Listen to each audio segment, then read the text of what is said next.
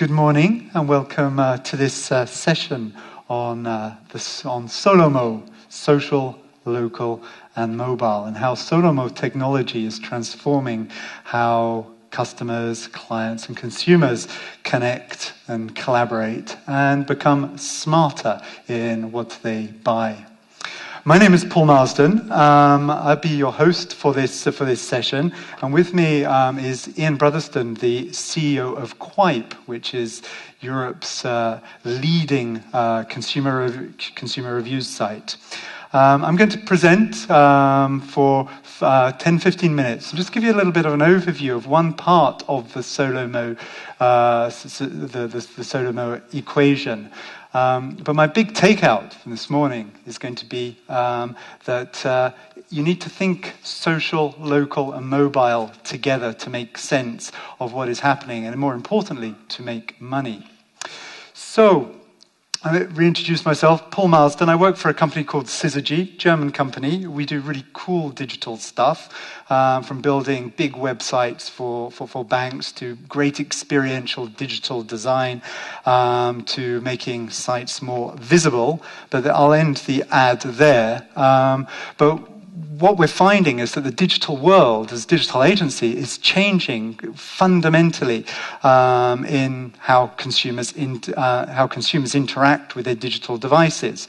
So 70%, and we'll hear a lot more, I suspect, from Ian in a few minutes, 70% of consumers now research before going online, before buying. They research their products online. They use reviews. So this social intelligence people use to make smarter decisions by learning from the experience of others is becoming universal. And guess what? The biggest growing sector in that are silver surfers, people over the age of 50, partly because they have the time to research a purchase to death before actually going and doing it, but more because they're more at ease with digital technology.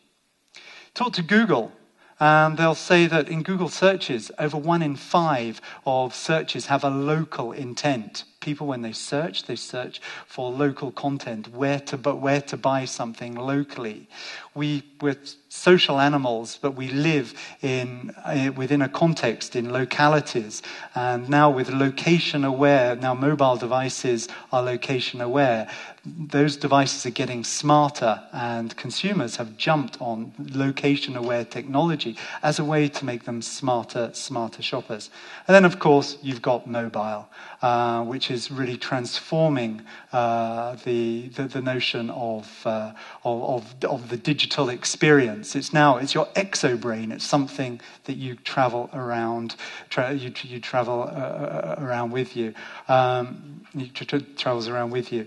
So, social, local, and mobile, 3 big trends. I'm going to talk just briefly about one of them from my new book that's just coming out, called The Social Commerce Handbook, How to Turn Social Media into Social Sales.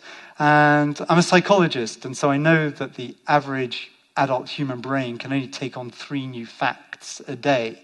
Now, you've got 1 or 2 days of lots and lots of facts being thrown at you. So I'm only going to give you 3 insights from my book about how to turn social media into social sales. If you're interested, you can go to our Syzygy blog, Social Commerce Today, which has over 200 examples of how businesses, small and large, are actually making social media pay by putting a cash till at the end of the social media experience. So, the social media hype is over. We all know what social media is. It's any online media that supports social interaction and user contributions. It's more than Facebook. It is the work that Ian does with Quip. It is user reviews. Anything that has social interaction, user contributions is social media. We get it. We get it's big. We get that 30%, or nearly over 30%, 1/3 of women under the age of 34, the first thing they do when they get up in the morning, before going to the bathroom, is check their social media accounts. But so what? What does that mean for our clients or ourselves as businesses? Well, some people talk about a social media revolution. I don't believe there's a social media revolution. It's just media. And we've got to get over that, and we've got to treat it as media that is different and that has its own rules. But does that mean you need a social media strategy? or your clients need a social media strategy. Well, no, if you think about it, media, like paper, your business doesn't have a paper strategy. It would be quite mad. It's just as mad to have a social media strategy, have a paper strategy. But where social media can really help is in your sales strategy, whether your sales strategy or those of your clients, customers, or consumers. That's why Zuckerberg said, if he had to guess the next big area in digital, he said it'd be social commerce. And social commerce, quite simple. It's either helping people share where they shop, so share buttons, social functionality on websites, or it's helping people shop where they share. So where online, on social media sites, social media platforms, they can actually purchase stuff. So I want to give you, and it's valued at a $30 billion business. It's big. There's a big money opportunity in social commerce. So how do you do it? My book I give you from looking at brands, 20 secrets for doing it. I'm just going to share 3 of them with you briefly today. But first, how not to do it. Copying e-commerce sites into Facebook. People have tried it. It's great. It doesn't work. If you just clone your site, your e-commerce site, allowing people to shop where they share, and they share in social media, that doesn't work. But what does work then? Number 1, when you help consumers or your clients, your customers, shop smarter, you allow them to use their social intelligence. Now, what is social intelligence? Social intelligence is really simple. It is your ability to learn from other people. It is what Quip does through user reviews. It allows people to shop smarter. Now, where businesses have helped their customers, their clients, shop smarter with social media, using locked in with commerce, whether it be local commerce or e-commerce, they have managed to shift stock. Social intelligence, as a psychologist, I could bore you for hours about it, but it's just captured. The essence of the social intelligence is captured by the wisdom that a wise man learns from the experience of others, a fool by his own. And therein is built, I believe, the business model of sites such as Ian's and services such as Ian's Quip. So what does that mean for you? Well, it might mean allowing customers, whether they're in store or online, to actually get input from each other. So you look at Diesel stores, for example. You go to Diesel stores. In the fitting rooms now, there is a Facebook-connected camera. You can try on your new jeans and ask, does my bum look big in this? And you get instant feedback. Yep, buy it, don't buy it. Or you could be a little more smarter, I think, as Mercedes does. It allows customers in China to club together to get bulk discounts. If enough people club together to buy a car, they'll get a 20% discount on buying smart cars. Secret number 2. Whisking through these, but secret number 2 is to sell not just your product, but sell social status. Selling with social media works when you sell social status. What do I mean by that? Well, if you look at the social commerce campaigns that big businesses have run and experiment with, those that work are those where businesses give their followers in social media social status, bragging rights, by giving them early access to new products. So here's Burberry, for example. When it launched Burberry Body, it allowed its fans on Facebook to order a free sample before anybody else could get their hands on it on Facebook. And then they could actually go and buy it on Facebook before anybody else could get their hands on it. That social status, that bragging right, really works in social media. So selling social media exclusives is another secret that businesses and brands have stumbled upon. The third one is social bonding. Sell with social bonding. Selling with social media works when you help people come together. Other primates do social bonding by picking fleas out of each other's fur coats. We do it by talking with each other, through gossip. And so when you can actually help bring people together in a social environment with social media, you shift stock. So think how you can help shift stock. Starbucks does it by allowing people in social media to gift each other free cups of coffee. You get a voucher that you can print off and then go, or show on your mobile phone, and go and get a free coffee at your local Starbucks. Heinz did, I think, one of the best campaigns I've seen in social commerce, making money with social media, by selling with social media, with its Get Well Soup campaign. It allowed people, its Facebook fans, to go on to the Facebook site and to customize their own label of Heinz tomato soup and gift it. Send it to a friend who was feeling poorly, and they did it smartly during the flu season when lots of people were suffering from flu. And they called it Get Well Soon soup. So you went on, you personalized it, Get Well Soon, mom, dad, whoever, and then a week later, it would the personalized can of soup would arrive at the person you're gifting to home by postal mail. 1 in 8 fans bought this, because what was it doing? It was helping social bonding. It was bringing people together. So just to wrap up then, if you're thinking about SoLoMo, and particularly the social aspect of SoLoMo, think in terms of offering social utility. By that I mean helping people solve problems socially together, such as Quite does. What should I buy? How should I buy? Where should I buy it? And helping people solve social problems. And we all suffer from 2 big social problems. That is, how do we manage our social status, how we're perceived by others. So if you help your clients or you help your customers get social status, there's a value proposition that is very valuable within social media. So, social utility. How do you sell with social media? 3 secrets. Help your customers shop with social intelligence, learning from each other. Help your customers, give your customers social status within social media when they're buying with early access. And then help them bond with each other, social bonding, through using gifting within social media. And think of social media as a value delivery channel. So that's it from me. If you're interested in more, there are another 17 secrets in my book. I've got a prequel to the book, the Facebook Commerce Handbook, that if anybody wants a free copy for, if you tweet me at MarsAttacks, I will be more than happy to send you it.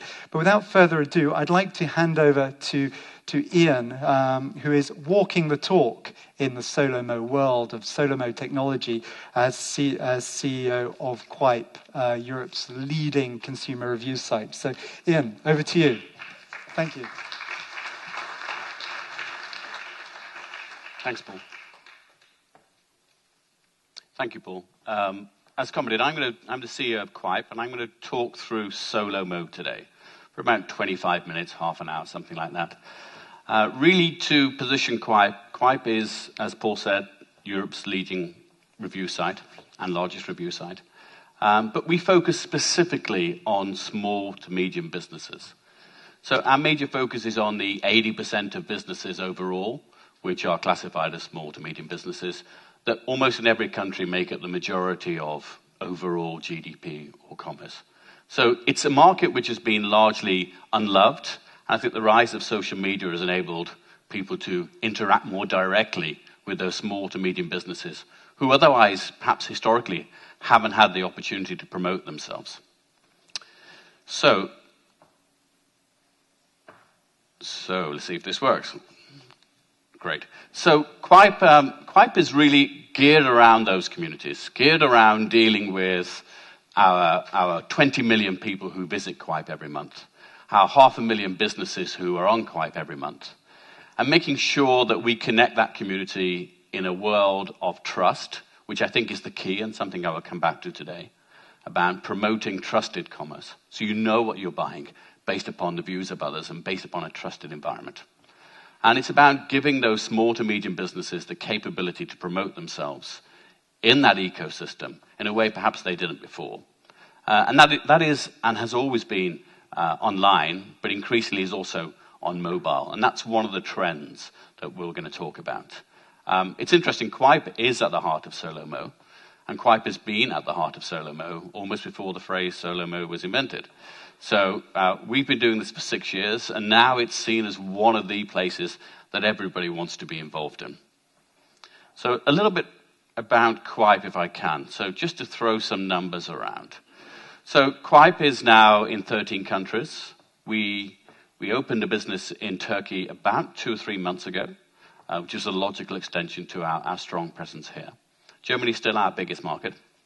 We operate in 9 languages, so we are a genuine international, multinational businesses. And we cover 166,000 cities. So the important point there is it's not about just covering Berlin, Hamburg, Paris, London. It's about covering the cities where the small to medium businesses exist. So it's focusing on genuinely delivering a benefit to all of those businesses, even if they're in small cities or small towns. We continue to promote that. Behind this slide, you'll see all those little dots of light.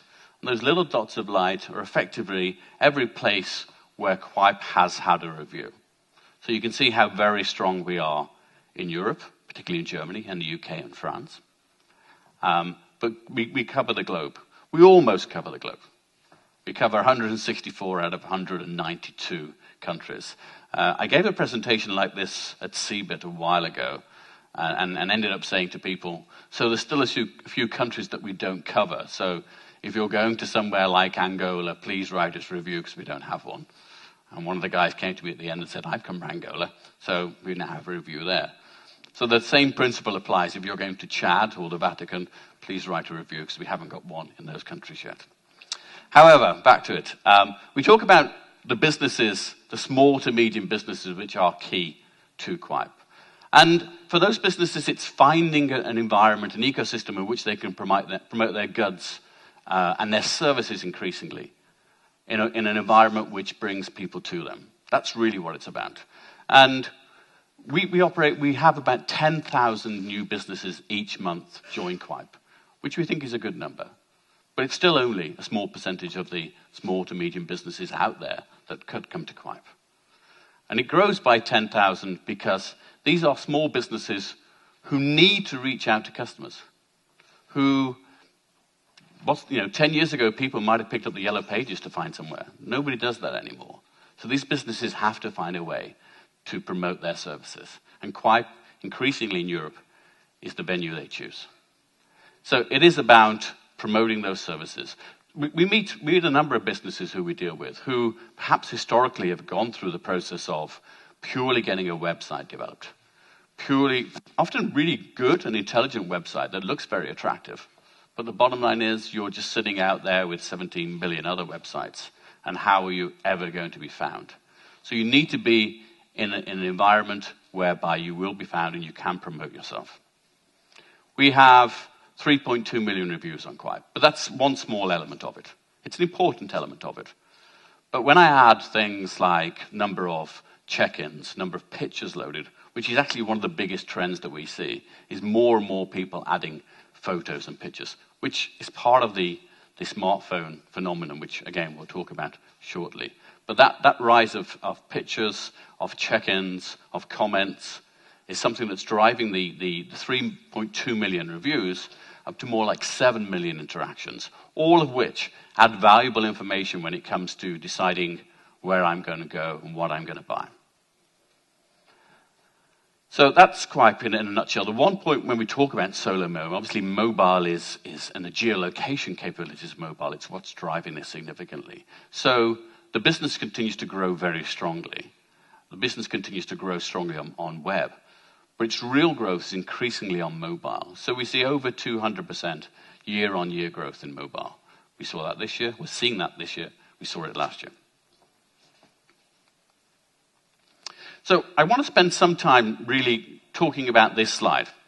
Because when people say, how do businesses succeed in engaging in commerce? Really the opening statement is find out what consumers are looking for. Understand consumer behavior. Understand what they're searching for. And for us, we talk about it as the circle of engagement. And this really is, one of the beautiful things about being in the internet is effectively you can track every click, every page view, where they're looking on the site, and the same on mobile.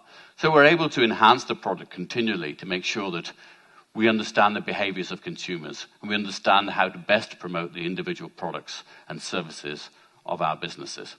So we talk about the number one rule is understanding what your consumers want and what your consumers are doing. And typically, it starts with a need. It's, what time is it now? It's about 12:30. So the need might be, I'm listening to this presentation, but I'd really need some lunch. And I don't know this city, and therefore I need to find somewhere. So typically, it starts with the need. 80% of our searches on mobile and Quipe are, tell me what's around me. Tell me what's nearby. But the process from needing something to discovering somewhere is key. Let me just step back a bit so you understand this slide. So the white side of the slide is effectively the whole process around how do I make a decision on where I go. The gray side of the slide is, okay, now I've decided where I'm going to go. What's the process I go through in terms of engaging and ultimately conducting commerce? And the blue circle is largely where we are today in terms of that whole process of moving through the circle of engagement. And clearly, our intention is to move up that circle and connect it. So that's the background to this, which hopefully makes it a little bit easier for you to understand. So on the discover and decide process, you get to a place of, tell me what's around me if you're a mobile, typically. But then it's about, I want to know what's nearby, if it's a short time. Or maybe I want to search, so particularly want to search for a restaurant. Or I'm picky, I particularly want to search for an Italian restaurant. So the whole process of searching for a category or for a business is what people do in Quipe and increasingly on Quipe Mobile as they try and find somewhere initially before they then go through a process of evaluation. So let's talk about the process of evaluation. The major criteria is the use of reviews. So basically it's about what do other people like me think about this place? What do other people say about this place? How can I use their information, which typically, as Paul commented, 70% of people trust a review. I'll come on to some data on that later. How can they use that review and make an intelligent purchasing decision? On top of that, there's clearly price information. We talk about Quipe as the best way to find the right place. And it is the right place because maybe it's not always the most expensive place. Then you have maps. So again, we can look at how people navigate through Quipe. So I'm looking for somewhere, but I need to know it's close. We help businesses promote themselves. So we offer businesses the ability to offer deals and vouchers. And actually, this week, we enable businesses to start serving their own self-serve ads. So their own banners which they can promote on the site. Our role is very simply to help businesses promote themselves to consumers. So the ability to push offers because as a restaurant you're empty at 5 o'clock, or you're a shop and your shoes are getting an end of season, so you want to get rid of them before the new season stock comes in, is something that we try to work with merchants and help them do through Quipe. And the other one is Quipe Friends. So we'll come on to this as well, but fundamentally not only does checking in enable me to see who else is nearby me, so they're real friends that I physically know, but also have virtual friends. So as a virtual friend, I'll give you one example. We have this connection whereby we use effectively a neural network type technology, which enables me to go somewhere, visit somewhere based upon a recommendation I've read. If I really like it at the end, I will write a review. If I'm giving it a 4 or 5 star review, we will immediately in Quipe then start to search out and say, who else liked this place and gave it a 4 or 5 star review? And then, what are the places that they visited that you might like based upon your behavior, your patterns of behavior, and your visiting behavior? So we start to build increasingly strong interaction of virtual friends that we refer to as taste buddies. People who have the same taste in whether it's shops or restaurants or bars or whatever. They become people who are linked to you. So there are real examples, and the more you use this, the more powerful it becomes. So there are real examples, and I doubt whether she's in the audience, but there's a lady I've never met called Jodie, who basically we seem to have identical tastes. Wherever she goes and likes somewhere, then I pretty quickly will get that offered to me as recommended for you. We both use Quipe heavily, and we both seem to have similar interactions, similar views, and similar tastes. So we're taste buddies, even though I've never met her in my life. And that's the power of Quipe. It's personalizing the recommendation. So you've gone through a process where you've found somewhere. You started with a need. You've discovered the places around you. We've discovered the places of a particular category you're looking for. And then you get to the stage of reading the reviews, looking at the price, looking at the information that we can make available, and that's the place you decide to go. From now on in, we move into the gray area. And the gray area is very simply around, okay, I've made my purchasing decision. Now I need to get there. So I can book it online with Quip. I can make a reservation. We do that for hairdressers. We do that for some restaurants. I can call them, particularly directly from my smartphone. I can call them. So I can do it that way, make a reservation. And we track that. We have over 1 million a month calls straight to book. We've recently, in the last month, got an alliance with My Taxi, which is a great business, whereby for merchants, not only now do we take them to their web profile, their online and mobile profile, but we physically, in conjunction with My Taxi, deliver customers to them. So again, it's all about enabling small, great local businesses connect with their community. So I found the place, I've got a taxi where I've walked, and now I'm checking in. So I'm checking in, and Paul was commenting about the loyalty thing, the recognition, the feedback that Quip gives me to make me feel important. So we run a whole series of badges. So if you go to 10 state restaurants, you'll get the carnivore badge. 1, it's quite fun. 2, it's actually really useful targeting. So it's really useful targeting because we can then go to state restaurants and say, we know the people who like going to restaurants like yours. We know on their behavior when they're buying, when they're looking, and we can promote your specific offers to them. So checking in is fun. It gives you the credibility. It gives you the recognition. It raises your status on reviews. So when we rank reviews, we also consider the impact of the person who's writing it, the trustworthiness, the experience of them. So somebody who's written a lot of reviews will carry more weighting than somebody who hasn't. And that comes with, I'm the mayor, I'm the champion, I've got a badge, etc. So that's what we do in Quip. In Quip, we effectively help small to medium businesses who do their own business really, really well, but we don't expect them to be e-commerce and m-commerce experts, and we don't expect them to be SEO experts. So our role is to help them connect with local consumers. The next stage is obviously payment. You physically arrive there. The payment area is perhaps the one big thing which is going to make the biggest difference. And Paul and I were talking earlier on about how, in many ways, this has been coming for an awful long while, but is yet really to arrive. I was commenting that 15 years ago, Barclays in the UK produced a phone with a blue button that you press and it gave you your balance. This month, my bank produced an app which enabled me to check my balance. That's not a lot of progress in 15 years. So the people who've got all the fulfillment capability, i.e. the banks, aren't necessarily at the leading edge of developing this, of thinking socially, thinking SoLoMo. And those who have need a fulfillment capability. And then finally, as part of this circle, I finished, I've had an experience, and I write a review, and that feeds back into the system, which keeps the whole ecosystem of Quip stronger. So that's the principle that we operate, and it drives everything we do. Just to give you some meat and some detail on it. So fundamentally, we have 500,000 businesses on Quip. We have 20 million users on Quip. We have 20 million people who are looking for these 500,000 businesses. And it operates in an ecosystem of trust. Trust is the big issue here. So 70% of people, and this number is increasing, trust a review. 70% of people look before they make a purchasing decision of, well, what do other people think of this place before I go and spend my hard-earned money? And you compare that to traditional advertising. What do people think about TV ads, magazine ads, billboard ads?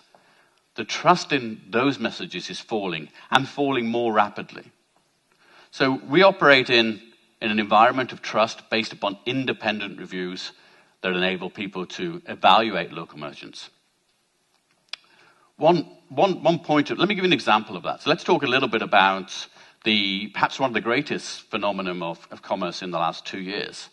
The rise and arguably the fall of couponing and vouchers. So this is a scenario whereby a number of businesses have driven massive companies now on the coupons and discount space. But ask yourself a question, because we've just about had discussions with every single one of them.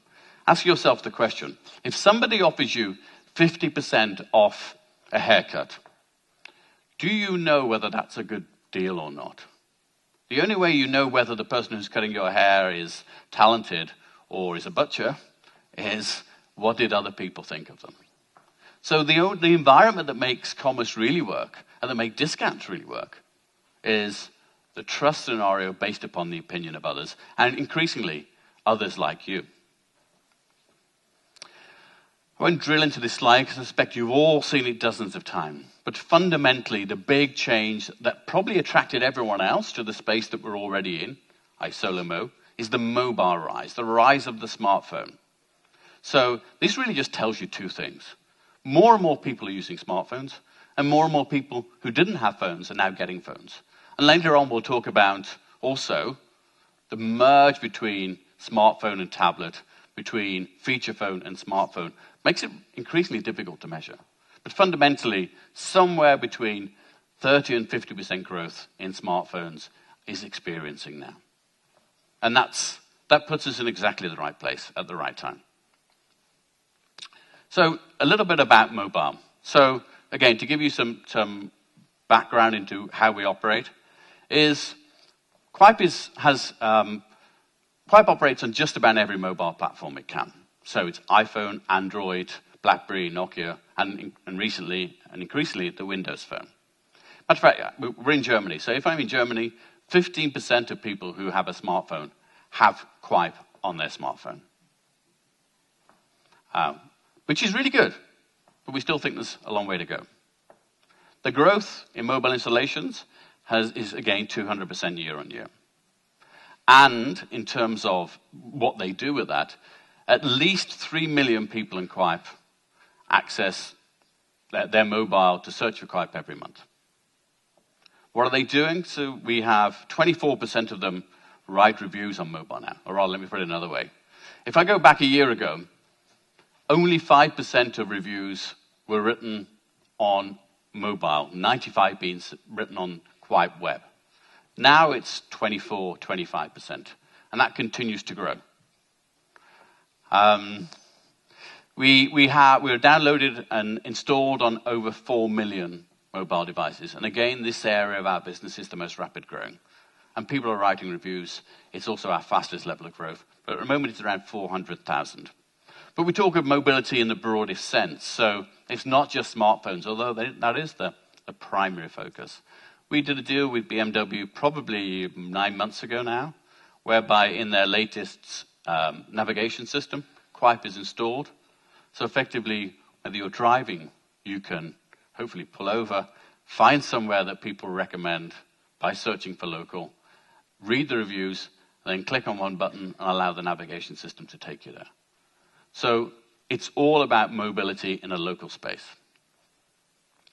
So, as I've said before, if somebody asks you the question, what is the one thing that you need to do to connect two businesses in a trusted commerce sense, it's understand what people are doing, understand what they're searching for, understand their behavior.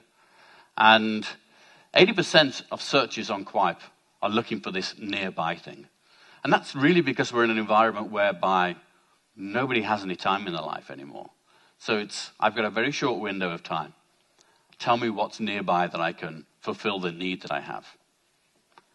97% of consumers shop online for one thing or another. And that clearly is the big driver now. I mean, I guess like many people in the audience, I do almost everything online.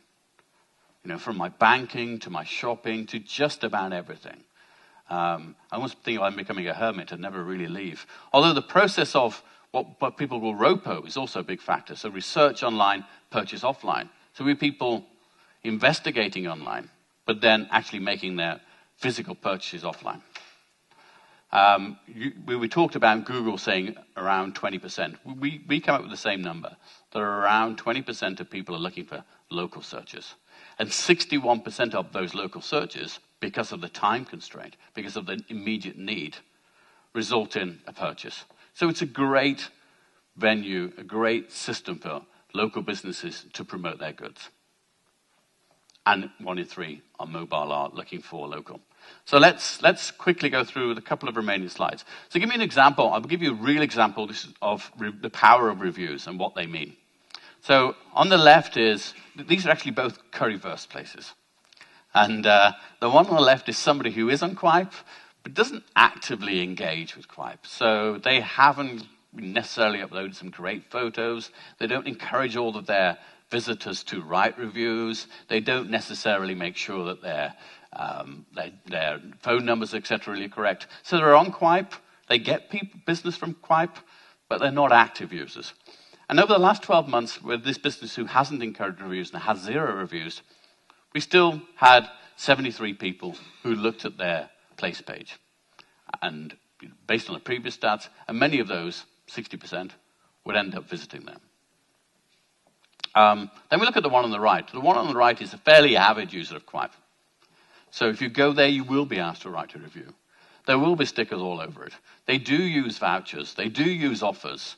They will be one of the first people to start using the self-serve ads. Well, now using the self-serve ads. And over the last 12 months, by being actively engaged in the community, they've got 24,000 page views. We have businesses. I spoke to a hairdresser a couple of weeks ago who was telling me that he's getting over 250,000, this is in the UK, pounds of business where people are coming in from Quip. They ask them when they walk in. So my first thought was we're probably not charging him enough, but it shows how you can promote your business. So let's turn to the 3 points about social, local, mobile. I agree with Paul's point. It's difficult to dissect these. They're actually all interacted. They're all inter-engaged. So you do need to consider the various points. The bottom line is we do live in a social world. Paul's comment about the first thing people do is correct. I was on a plane the other day, and the woman in her early 20s next to me wouldn't turn her phone off, not because it was an emergency business call or crisis at home, it's because she just had to complete her stuff on Facebook before. So we live in a social world, and therefore, as businesses, you just need to wake up to it. It's going to happen. Reviews and comments will happen. You deal with it, you enhance it, you embrace it, and you make the most of it. We obviously have all the social plugins of Facebook and Twitter. If you use it and embrace it, it enables you to promote your business across all the community that we engage with. I've mentioned before that people visit places and share them with friends, and that builds a bond of, well, if he liked it based upon his previous behavior, so will I. It builds trust, it builds a useful recommendation. And then people trust the views of their friends, their virtual friends. So it is a social world. You need to understand that people will be commenting, people will be sharing. There's a status thing about how many followers you've got. And therefore, it's there. If you're a business, deal with it. Perhaps one of the biggest issues we get is business saying, well, I'm on Quip and I'm getting a bad review. Well, ask yourself the question. I refer to it strangely as the English phenomenon, where we all sit in a restaurant and the bill arrives and everything's just about been awful. The food's been awful, the service has been awful, and the person arrives and grins at you and says, was everything okay? And you go, yeah. And we've all done it. So what am I going to do? I'm probably never going to go back. So if you're getting a bad review, the real scenario is deal with it, listen to it, and get more customers. And social side is happening. You need to just embrace it and make the most of it. Local, we operate in a local environment. Most people are visiting places that are within 3 kilometers of where they are at a point in time. So there's a massive local infrastructure that small businesses need to tap into the people who are there. 59% of searches are focused on their own neighborhood. On Quip, 80% are tell me what's around me. And 25% of German smartphone users do a local search at least once a month, And mobile. So mobile is the infrastructure, perhaps, that enables all of the social and local interaction. It's the geolocation facilities which enable people to know where you are, which enable businesses to promote hyper-local targeted offers at specific times. We're on 4 million devices. Smartphones are growing by 38% a year, according to the figure I saw before. I've seen others that say 50. One of the points is if you look at, perhaps if you look at the latest Nexus, is that a tablet or is it a smartphone? I was with Ericsson a couple of weeks ago, and I saw their new devices that are soon to come out.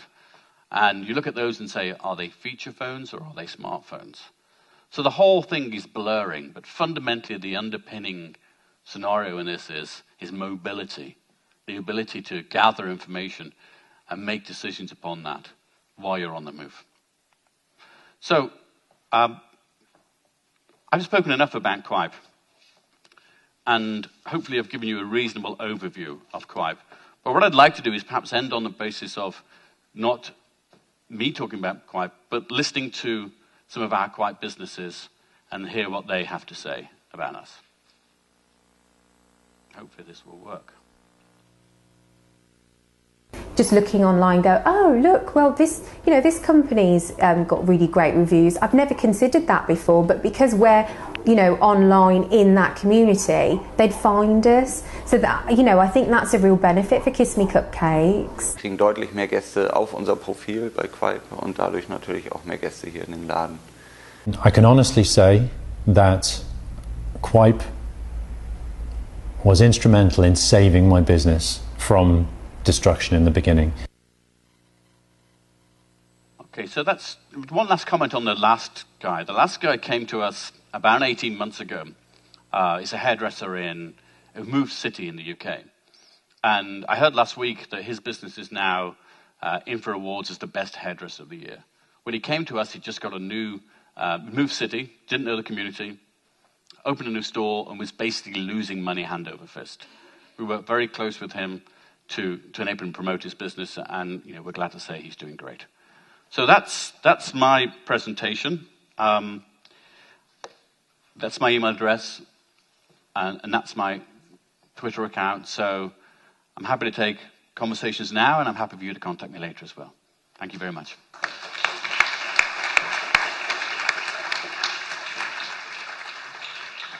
Well, thank you very much, Ian. That was really interesting and a lovely where the story of SoLoMo, how it all interlocks together, SoLoMo technology.